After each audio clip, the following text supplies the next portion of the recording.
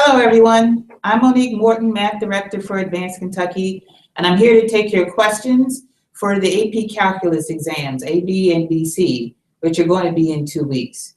So what I'm going to do is I'm going to start out with a PowerPoint presentation, but I really hope that I don't spend a whole lot of time on that PowerPoint presentation. If you have a question, I'm going to ask you to tweet me at the hashtag AskMoniqueKY. I'm sorry. Once again, that's hashtag AskMoniqueKY. You'll see it in a few minutes when I go to the PowerPoint presentation. Again, don't make me read PowerPoint for an hour. If you have a question, please send it in through Twitter.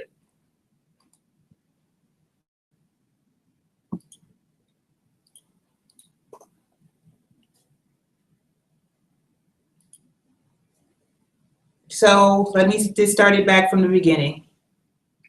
That's not the beginning. Again, here's the hashtag one more time if you didn't get it the first time. That's AskMoniqueKY if you have any questions at all about the AP Calculus, AB, or BC exams. In the meantime, I'm going to talk a little bit about some general exam hints. So it's really important that you understand that the AP Calculus exam is not going to be anything like what you've done in your tests in class so far. It won't be on one chapter. The questions won't be on one chapter. You'll have to go throughout all of the different parts of calculus and try to connect them.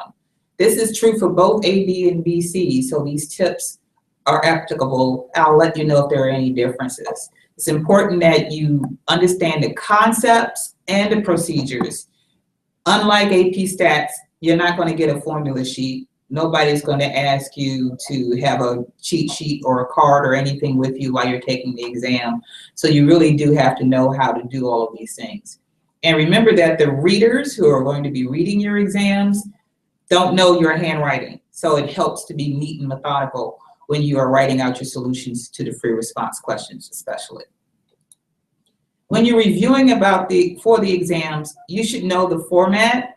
Spend time studying what you do not know. With 2 weeks left until the AP exams, you don't want to study everything. If you know this pretty well, go ahead and study what you don't know. You should be practicing free response questions. You're probably already doing that in class. And plan your review. It helps to use a study guide or a Barron's guide to study for the exams if you need help planning. So that you know the format, the AP Calculus exams are in 2 sections. Section 1 is multiple choice and section 2 is free response. The free response part is what's read by teachers, high school and college calculus teachers. The multiple choice part is machine scored. So it's important that you know the formats, that there are 2 sections, and each of those sections are divided into 2 parts, one part with the calculator and one part without. All of this information is available on collegeboard.com if you want to see it in more detail. But by now, your teachers have probably gone over the exam formats in class. As far as scoring is concerned, there are 45 multiple choice questions altogether, and you get 1 point for every one that you get correct. There's no more penalty for guessing as it was a few years ago. There are 9 free response questions. Each one of those are worth 54 points. So for a total of 108 points, so that we're multiplying the multiple choice score by 1.2, so that, in other words, multiple choice and free response are 50-50 when it comes to the overall score. Now, what's going to really make you happy as a student is that you don't have to get 90 or 95% right to get a 5. I'm going to show you how many points you needed to get a 5 a few years ago. In 2008, these were the cut scores for the Calculus AB and Calculus BC exams. You'll notice that that cutoff, 65 to 108 for AB, 66 to 108 for BC, to get a 5 is only about 2/3 of the questions right.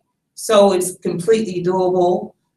These cutoffs are from 2008. Nobody knows what the cutoffs will be for 2015 because those cutoffs are actually determined after the exams are taken by students, but it won't vary much from what you see here. Again, I'll ask you one more time if you have questions for me, either specifically content-wise or general questions about the AP exams. Please ask on Twitter.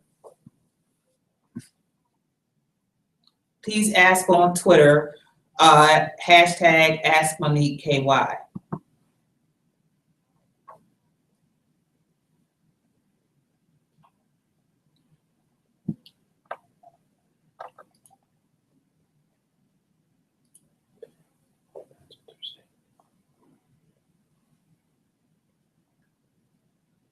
Okay, so let's go on to the next screenshot.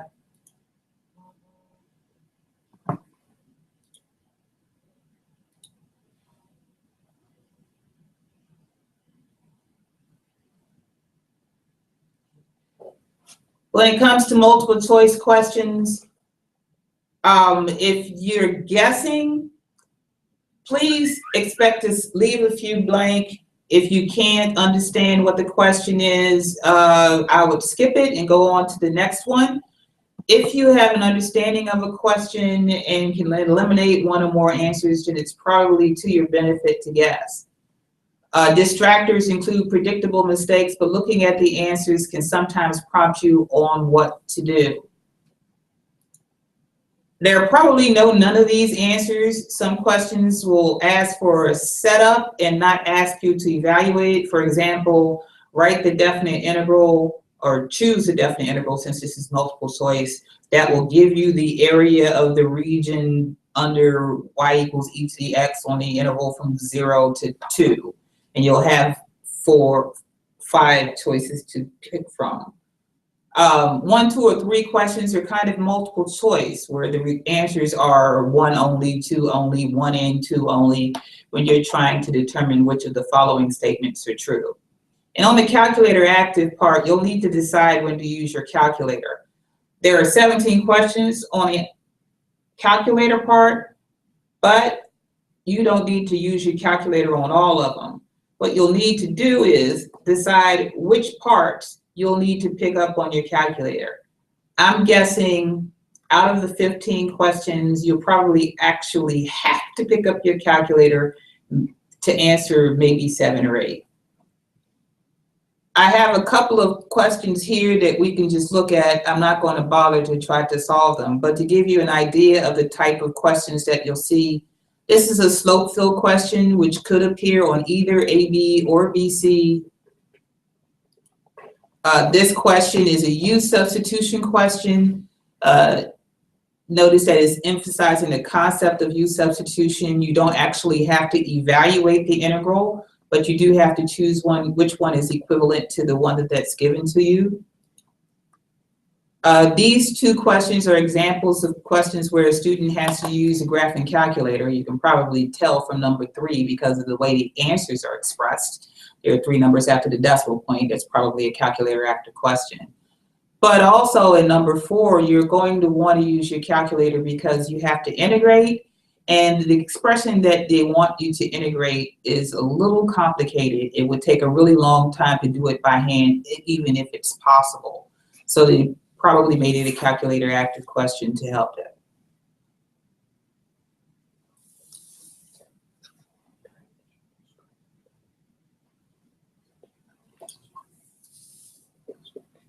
Okay. No, but maybe I'll click it this one. Yeah. Okay. So here's another example of a multiple choice question. This one is a derivative question. It is a calculator active question as well. I know they're calculator active because the calculator active questions are numbered 74 through 92. And then the non-calculated questions are 1 through 28. So in this question, you actually have to graph what's been given to you, that derivative function, to figure out how many relative extrema there are on the interval. Moving on to free response. you should expect to try all of the questions. First of all, the questions are not in order from easiest to hardest, although it might be hard to argue that number one is probably going to be the easiest of the 6 free response questions. There are certain types of questions that are always on the exam, almost guaranteed to have an area volume question. There's likely to be a particle motion question. There's likely to be a question about interpretation of graphs, some kind of problem in context that use rates and accumulation, some type of differential equation with slope fields. If you're taking the BC exam, you're pretty much definitely going to have one of the 6 questions about series or Taylor polynomials. One of the 6 questions is likely to be about either polar functions or parametrics with motion in a plane. You can also guarantee that they're going to observe the rule of 4. Right? There'll be at least one problem that has a table with it. There'll be at least one problem that has a graph with it. There'll be at least one problem that's in a context. You're going to have to write justifications on several different problems. So as long as you keep in mind that you're going to have a variety of the type of questions and they're going to mix and mingle parts, right? There won't be one question that's all integration or another question that's all differentiation. They'll be mixed within the question. Once again, I'll remind you that if you have questions about anything I've said so far or anything else that pops into your head about the AP Calculus, the AB and BC exams, please ask your questions on Twitter using the hashtag AskMoniqueKY.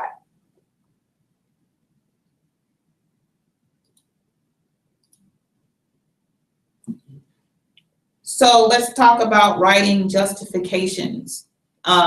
It's important that you look for key phrases in the free response questions that say things like justify your answer, explain your reasoning, give a reason for your answer, etc. Justify your answer is the strongest statement that they have. If you see that, you know that you'll need to use a named theorem, definition, or text, that you can't just reason from what you have on the paper, that you need to be addressing a specific definition, test, or theorem in a justify your answer situation. When you're using theorems, you can call them by name, but you don't have to. You can state that all of the hypotheses are met and not call it by name, and that's just as good as using the name as a theorem. Sometimes when explaining things, students have an issue with writing too much. If it's correct stuff, no problem, but what comes up is if a student writes correct things and then continues to write and then writes something wrong, or worse, something that contradicts the right stuff they already wrote. Try to keep it short and sweet. Don't write too much when you're trying to justify or explain an answer.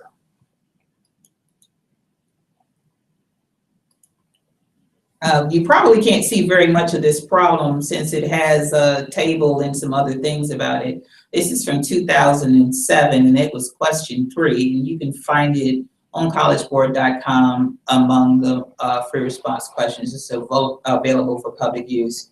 I pointed out because there's a lot of explain in first 2 parts, which were addressing theorems. Part C is addressing a different theorem, and Part D is dealing with the inverse of a function. This was really hard for students because of the table and the explanations. But if you know your theorems well and you know how to best answer these questions, it's a very doable type of question. So what should you show? What should you not show? Well, you don't have to simplify anything. Don't tell your teachers, because you may still have to simplify things in your classroom. But on free response, we're okay with answers that are 4/6 or cosine pi over 2, as long as it's an equivalent numerical statement, doesn't have any variables left in it, no f's, no integral symbols, no f primes or anything like that. Don't just say f of 3, write what f of 3 is equal to. And algebraic expressions are okay too. You know, if you want to write 2 plus 1/2 plus 6, we are okay with that. I don't know why you want to do that. It's pretty easy to make that 8.5, but you can and won't lose any points for that. It's important on the calculator part that if you express an answer in decimal notation, that you're using 3 numbers after the decimal point at the very least. You can write more, but if you use fewer digits past the decimal point, you will lose a point somewhere in the problem. Make sure you use standard notation. That's actually a comment about using your calculator, right? Don't use what I call calculatorese, FNint, inint, inderiv, that type of things. Use real notation, real integral symbols and stuff. Don't write down just what your calculator is telling you to do. If you need to evaluate a definite integral, write the integral down. If you need to evaluate a derivative, write the derivative that you're finding down. If you're on the calculator part of the exam, we don't need to see an antiderivative or an algebraic derivative, but we do need to see some indication that you're doing calculus.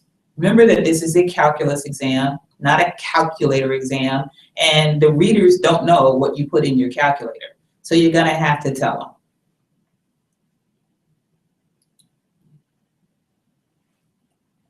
Generally, if you write an answer and just an answer with no work, no labeling, no setup or anything else with it, you're gonna get no credit.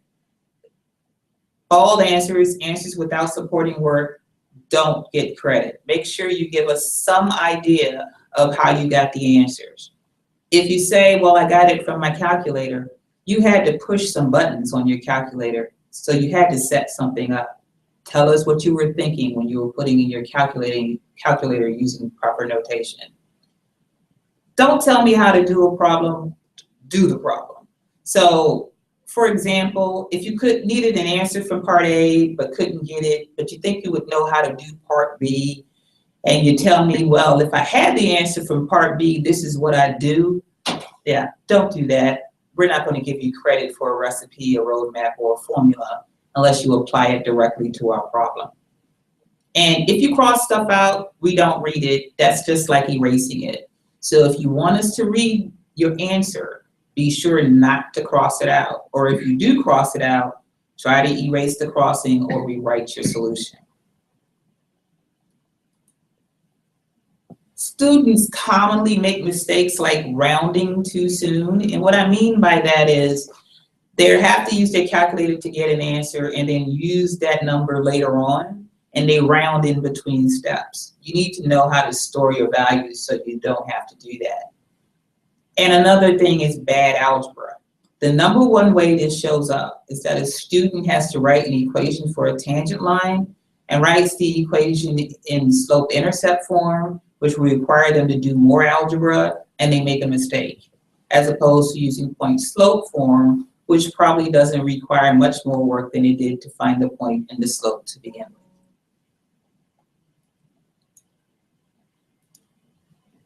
One more time, I really don't want to spend the whole time doing a PowerPoint presentation, but I will if that's working for you. But if you have questions about anything I've said so far, if I've gone too fast or too slow, if you have questions about things that need to be answered in more detail, please ask the question on Twitter using the hashtag AskMoniqueKY.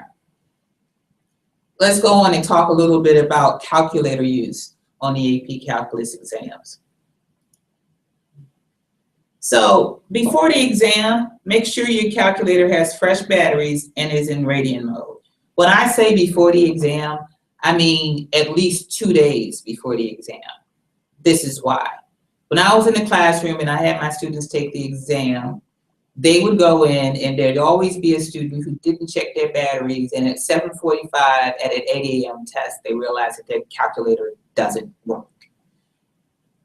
We'd be running around scrambling trying to find said student a calculator, but it could have been worse. They could have not checked beforehand and been in the middle of the test and realizes that their calculator doesn't work. The first part of section 1 is no calculator multiple choice. The test proctor may or may not have extra calculators available to you. The other thing I want to say is if you're going to change your batteries, don't give yourself some time. Don't change them the day of. It may reset everything in your calculator, and if you have some stuff like programs that you want to save, you really don't want to find that out, break out into a loud curling screen while you're taking the AP exam. There are 4 functions you should know how to do on your calculator by now. They're required, and they're really the only 4 that you're supposed to use. You need to graph any function in any arbitrary viewing window. You need to be able to solve an equation using a solver or graphing. You should be able to evaluate a derivative at a point numerically using your calculator, and evaluate a definite integral numerically using your calculator.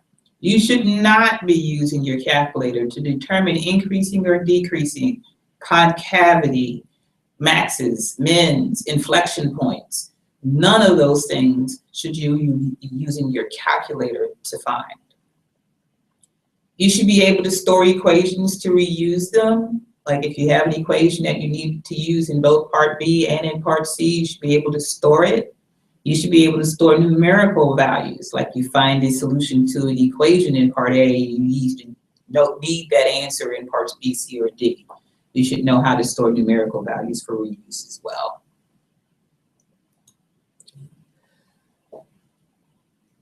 Now, some students, because they're using the calculator, don't feel like they have to show any setup or any work. I'm sure that's nobody who's watching this presentation, but in case you hear of somebody who's going to do that, make sure that if you solve an equation with your calculator, that you write the equation down for the reader to see. That if you use your calculator to evaluate a definite integral, write the definite integral that you're evaluating for the user to see. Same thing with derivatives. If you don't write down what you're doing, even if you have the correct answer, you have not demonstrated to the reader that you know calculus. You've only demonstrated to the reader that you know how to write numbers. So make sure that you are giving some sort of setup, an equation, a definite integral, f prime of 12, whatever you're doing, before you write the answer. By the way, you really shouldn't use trace to find a point of intersection or to solve an equation. Trace doesn't give you the answer correct three numbers after the decimal point. And if you're using a TI-84, it's not a good idea to use a definite integral function from the graph screen. I don't understand exactly why, but for some reason, it's not as accurate as if you typing in the definite integral on the home screen. So keep that in mind as you go along.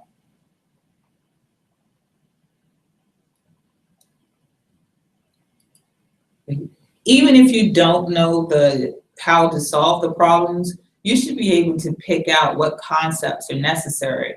Once you understand the concepts, you'll be able to quickly look at multiple choice questions and decide what the answer should be. For example, in this first multiple choice question, that you see at the top, you'll notice that it's a quantity raised to the second power. That should lead you to think chain rule. And looking at the results, that should make you think, oh, wow, I should know how to use the chain rule. And it should also give you a hint as to which answers you should be able to eliminate right off the bat without doing anything. Same thing in number 7. Number 7, in that integral, you have to do a U substitution. You should immediately get an idea of what the answer should look like, even before you know what the answer is, because it's doing the fundamental theorem of calculus and a U substitution. You should be able to eliminate some answers right off the bat. Number 8 is using the quotient rule. Again, if you know what the quotient rule looks like, you may be able to narrow down some of the answers immediately without having to do anything else. So make sure that you understand the concepts, that even if you're not good at that particular skill, a lot of students have issues with the chain rule, for example, that if you understand how it works, derivative of the outside function evaluated of the inside multiplied by the derivative of the inside function, you should be able to almost at least eliminate some of the choices in your head before you have to do anything. I'm taking a break again. if you have questions for me about the AP Calculus AB or BC exams, even if they're specific calculus type questions, how do you solve this?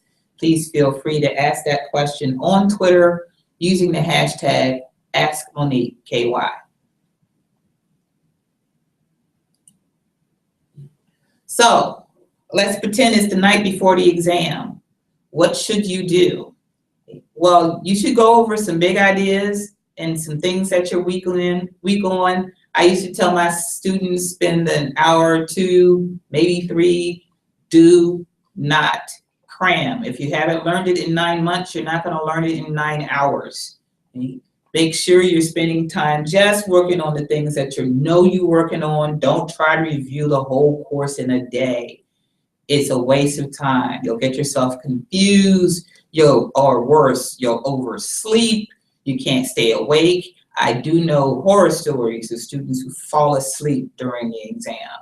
Make sure you get a good night's sleep. Make it well rested. The AP Calculus exam will be at 8 o'clock in the morning. You need to be ready for that. And just some personal notes that I used to give to students all the time, and I tell students now in study sessions. In the morning of the exam, you should eat breakfast. I told my students as they passed through my classes, if they never ate breakfast another day in their life, to eat a healthy breakfast on the day of the AP exam. You'll thank me later. I used to also tell them to pack a snack for break time. You have a short break between the section 1 multiple choice and section 2 free response. So pack a power bar, not candy, something that'll wake you up a little bit. Bananas, nuts, maybe not bananas because they'll make a mess, but you get the idea. Make sure you get to the testing site early. I don't mean really, really early, but early enough. The test starts at 8 a.m. You should get there a little before 8 a.m. to get settled, get your seat together, make sure everything is going okay, and be ready for the exam. Don't forget your calculator. Make sure that the batteries have been checked.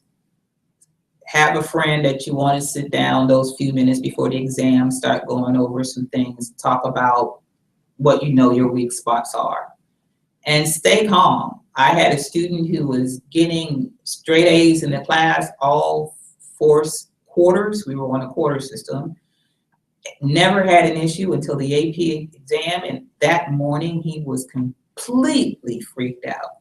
After he saw the free response questions 48 hours later, he realized where he had made his mistakes and really got really frustrated. He ended up with a 3 in the end, but he had just psyched himself out. He clearly knew the content, but made himself really, really nervous the day of the exam, and that became an issue for him.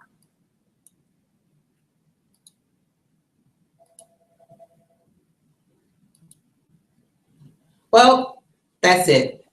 I don't have any more PowerPoint to go. So if you have any questions or anything for me, please give me questions. I'll still sit around here for a few minutes. I've given myself an hour to do this broadcast. Haven't gotten any questions yet, but I hope you're going to ask me.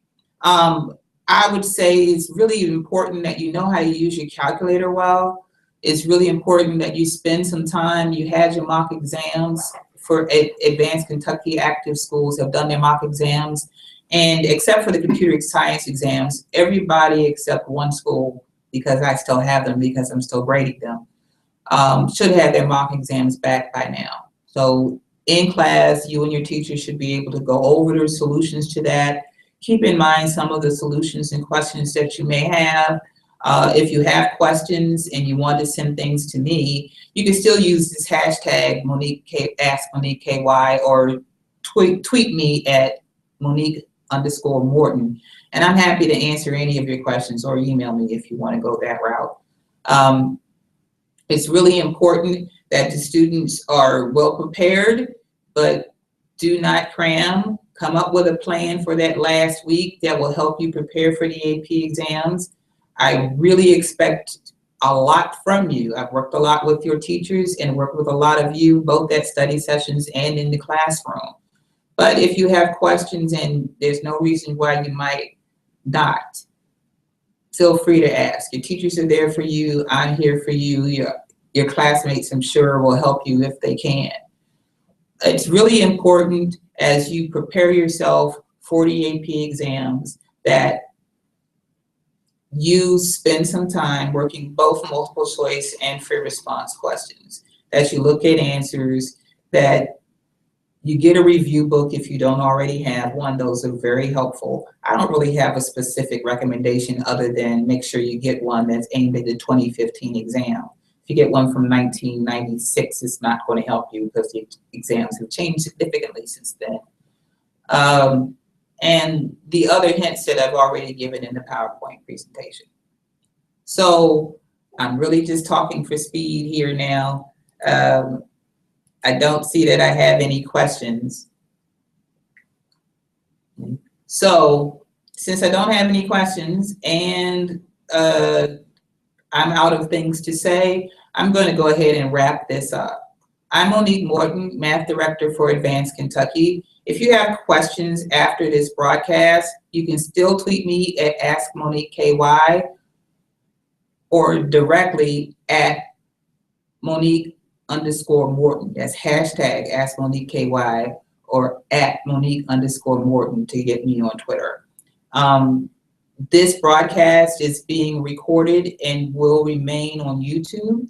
So if you find out somebody who wanted to see it but couldn't make it at this time, just give them the YouTube link and they can watch the presentation. Thanks a lot. I'll talk to you all later. Bye-bye.